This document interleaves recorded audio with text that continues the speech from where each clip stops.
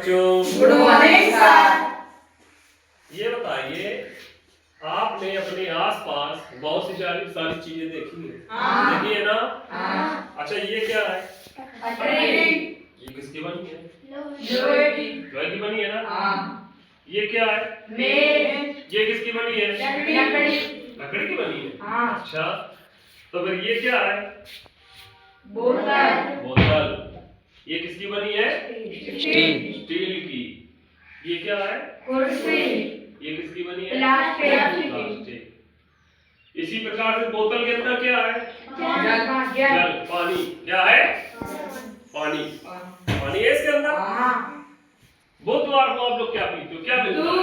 दूध। अरे वाह, आपको पता है दूध मिलता है। हाँ। कितना पीते हो दूध? 100 ग्राम। 100 ग्राम। हाँ। 100 ml, 200 यानी कि 1 गिलास मिलता है ना आपको हाँ। दूध। हाँ। तो जो ये चीजें हैं सब, ये क्या है? पदार्थ। क्या है? पदार्थ। आज उसी पदार्थ की अवधारणा को हम आपको बताने जा रहे हैं। ठीक है? क्या होता है पदार्थ? ठीक है? अच्छा, ये बताइए, क्या आपने हवा देखी है? हाँ। देखी है हवा? नहीं। हवा देखी है? नहीं देखी ना? हवा को क्या किया जा सकता है? महसूस किया जा सकता है। महसूस किया जा सकता है ना? हाँ। कि हवा चल रही है, ठंडी चल रही की गर्म चल रही है। उसको देख तो नहीं सकते ना? नहीं। सनी देखी है क्या? नहीं। दोस्तों तुम बहुत नहीं देखी है ना? तो जल जो होता है वो तरल अवस्था में पाया जाता है। ठीक है? ये हमारी मजबूत यानी कि ये ठोस है। और जो गैस होती वो वायु होती वो गैस अवस्था में होती है। ठीक है? समझ गए? तो ये सब क्या है? पदार्थ। यानी कि अब हम इतनी बातों से ये समझ गए हैं, जो पदार्थ होता है वो क्या करता है? स्थान घेरता है। पदार्थ क्या करता है? ये एक मेज थी, मेज को यहाँ पर रख दिया गया। मेज ने अपना स्थान घेर लिया। बोतल है, बोतल को हमने इस जगह रख दिया, बोतल ने अपना स्थान घेर लिया ना? चेयर ने अपना स्थान घेर लिया। ठीक है?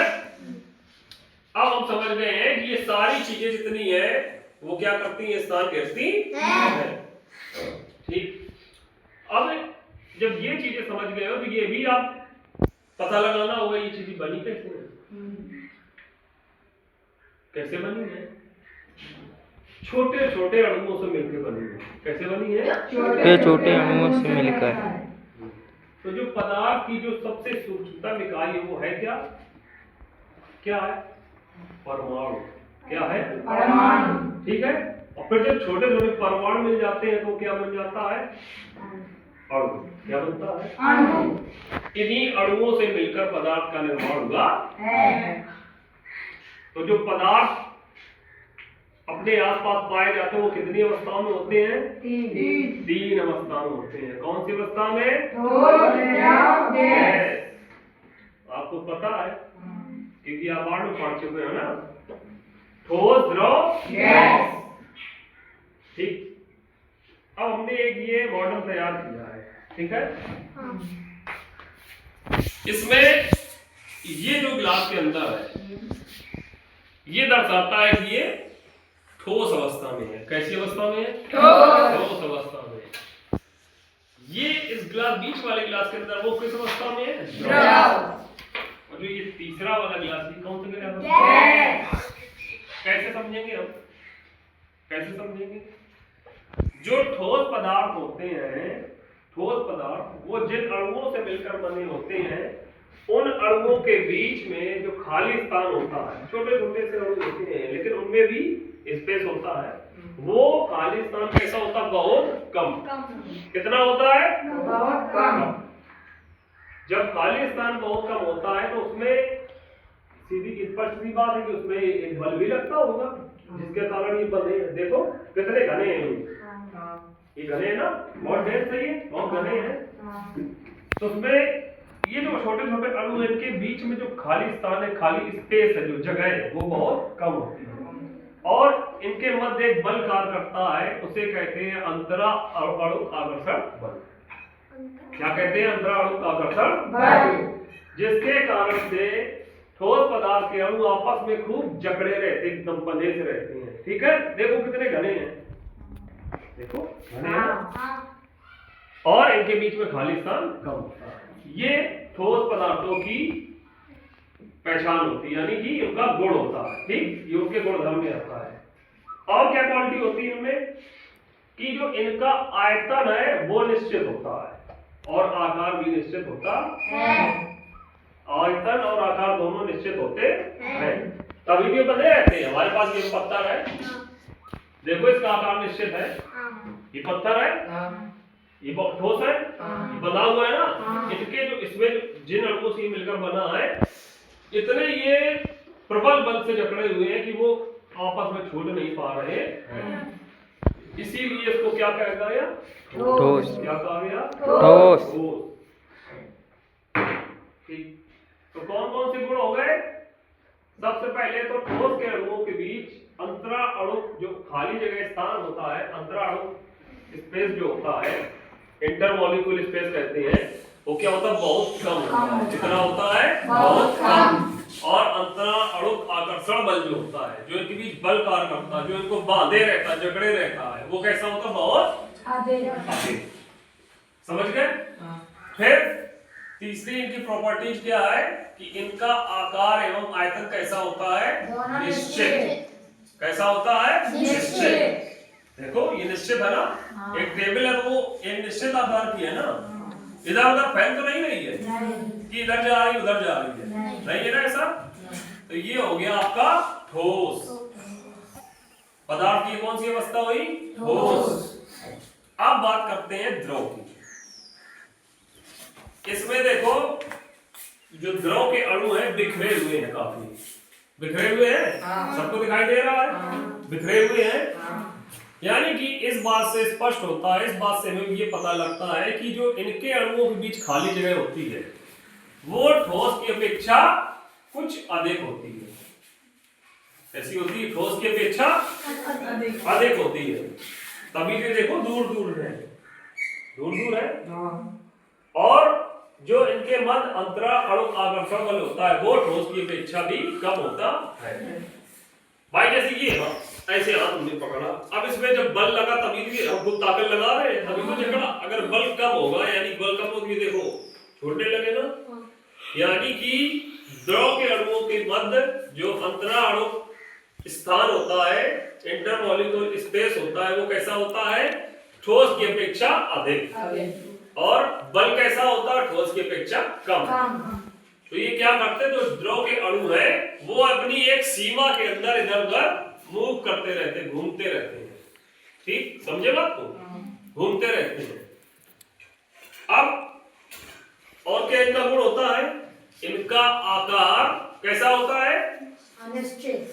अनिश्चित होता है। कैसा होगा बताओ, सोच के आप लोग। अनिश्चित होता है। कैसा होता है? और आयतन निश्चित होता है। ये हम कैसे पता लगाएंगे आयतन निश्चित होता है? जैसे हमारे पास जल है या दूध है, उसको हम इस बोतल के अंदर डाल दें तो इसी का आकार ले लेगा, इसी का आकार ले लेगा। 1 लीटर पानी है, हमारे पास 1 लीटर पानी है, मान लिया मेरे पास 1 लीटर पानी है, अब 1 लीटर की हमारी बोतल है, तो इसमें पूरी तरह आ जाएगा ना, अब बोतल का आकार ले लेगा। अब 1 लीटर का आपके पास मग है, उसमें भी पूरा आएगा, लेकिन आकार किसका लेगा? मग का, डब्बे का। हिंदी तुम लोग डब्बा कहते हो ना आप लोग, वो डब्बे का आकार लेगा। किसका आकार लेगा? डब्बे का, मग का। बाल्टी में अगर 1 लीटर वाली बाल्टी हमारे पास हो, बाल्टी का आकार ले लेगा, लेकिन आयतन उसका कितना रहेगा? 1 लीटर। कैसा रहेगा? 1 लीटर। आयतन बराबर रहेगा, कहीं दूध गिरा नहीं लगी, फैला नहीं, तो आयतन हमारा कितना? 1 लीटर। और आकार कैसा हुआ? बदल गया, पहले बोतल में गया वो, फिर वो मग में गया, फिर वो बाल्टी में गया। तो इससे हमें पता लग गया कि उनका आकार, द्रव का आकार अनिश्चित होता है और आयतन निश्चित। ये गैस के गुण है।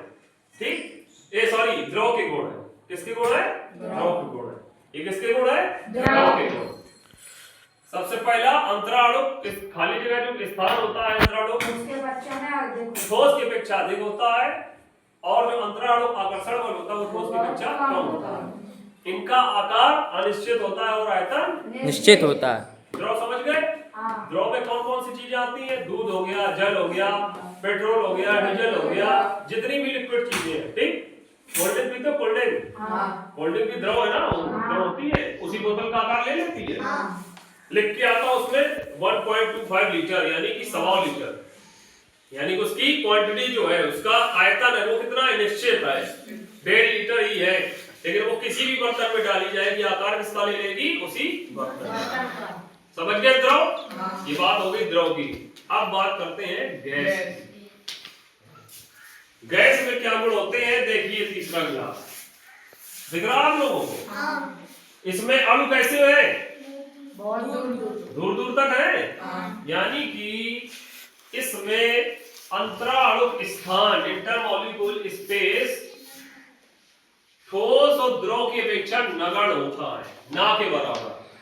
जो गैस के अणुओं के बीच खाली जगह होती है वो ना के बराबर होती है। कैसी होती है? ना के बराबर। और जो अंतराणु आकर्षण बल होता है वो भी नगण्य होता है। भाई जब ना तो बल रहा ना तो खाली जगह, तो क्या होगा? बिखरेंगे उसके अणु, और बिखर के कहां जाएंगे? जहां उनका मन होगा, फ्री है ना वो घूमने के लिए। इसी वजह से आपने देखा होगा जब सिलेंडर से गैस लीकेज होती है, लीक होता ना, तो कहां जाती है? अगर आपकी वो पाइप लगी तब तो वो सीधी जाएगी, इधर उधर घूमेगी, लेकिन अगर पूरा खुल गया तो पता नहीं कहां जाएगी, फैल जाएगी ना चारों तरफ। तो उसमें अंतराणु खाली जगह, अंतराणु के स्थान कम होता है, ठोस अपेक्षा बिल्कुल नगण्य होता, बिल्कुल ना के बराबर, और आकर्षण बल भी नगण्य होता है। इनका आकार और आयतन दोनों अनिश्चित होते हैं, ठीक है। सिलेंडर में भरी जाएगी, सिलेंडर का आकार लेती है, ठीक। फ्रिज है आप लोगों घर में? फ्रिज की जब रिपेयरिंग होती है, यानी गैस लीकेज होती है, तो उसके छोटे छोटे सिलेंडर्स में गैस भरते हैं, देखा है? तो उसका आकार ले लेती है, ठीक है, और उसका आयतन भी अनिश्चित होता है। ये बात हो गई आपकी गैस की। अभी बताओ सबको समझ आ गया? पक्का? बोलोगे तो नहीं? ठीक, वेरी गुड।